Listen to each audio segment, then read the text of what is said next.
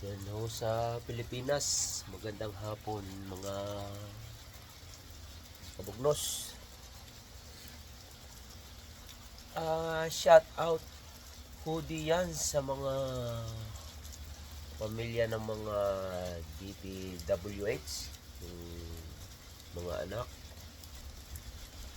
at mga pinsan, pamilya, mga DPWH contractors. Shout out po diyan. Aba, ay yung inyong mga anak panay ang pag pupost ng mga mamahaling bag, mamahaling relo at naka-private plane pa papunta ng ibang bansa. Mga tatay at nanay ng mga DPWH. Hindi nyo kaho alam na yung inyong kinuhang iyan ay pera ng taong bayan at inyong ibinigay sa mga anak ninyo na para lang makabili ng mga mamahaling mga bag, mamahaling sasakyan at mga mamahaling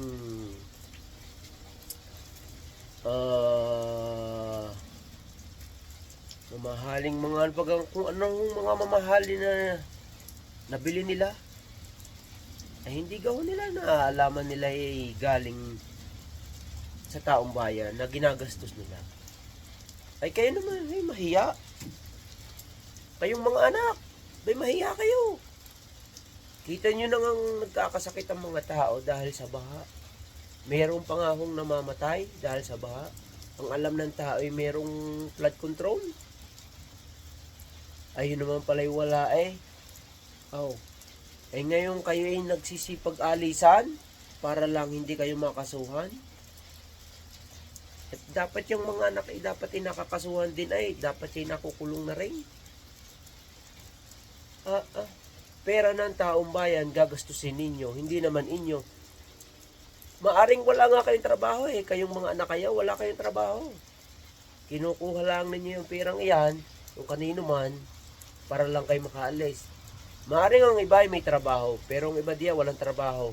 Hingi lang ng hingi sa magulang na nagtatrabaho sa DPWH. Pero yung magulang na nagtatrabaho sa DPWH ay galing sa taong bayan.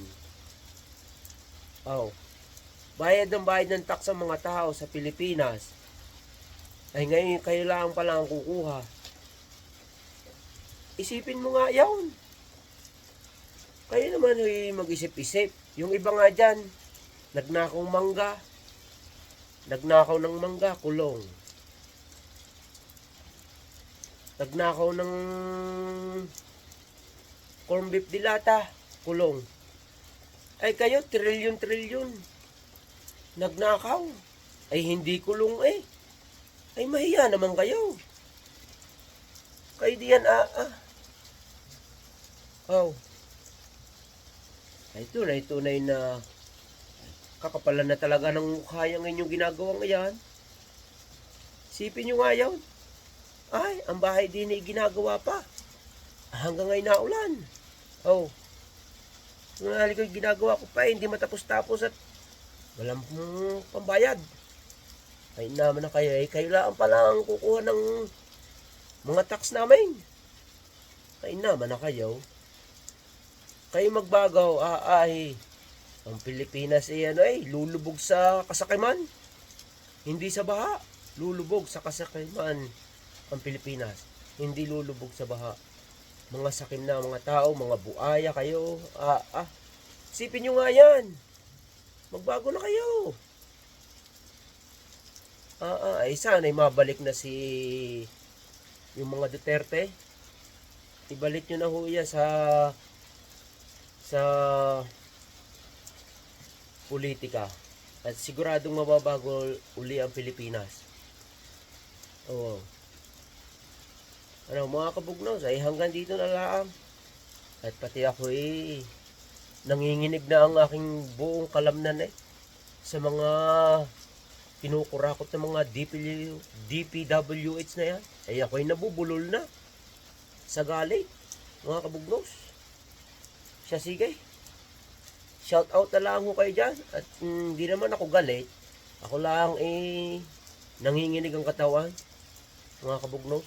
Baka ako'y nagugutom na. Oo. Siya.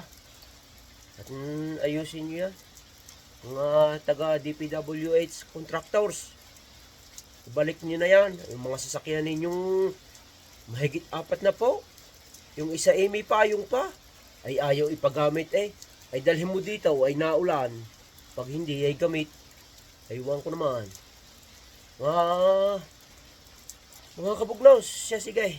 At ako'y baka ako'y ma-stroke sa raming nasasabay. Ano mga kabugnaws?